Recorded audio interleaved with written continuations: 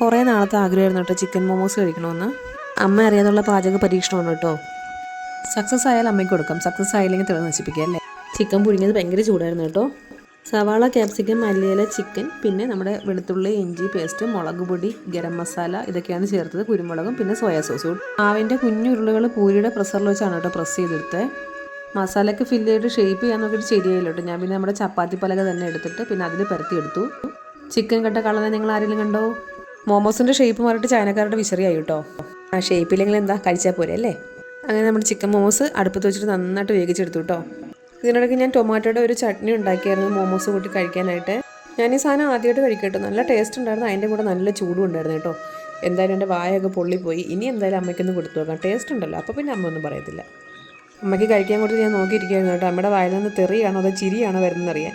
അപ്പോൾ ചിരി കണ്ടപ്പോൾ ഒരു സമാധാനമായി. അപ്പോൾ നമ്മുടെ ചാനൽ എല്ലാവരും സബ്സ്ക്രൈബ് ചെയ്ത് സഹായിക്കണം കേട്ടോ. ടാറ്റാ.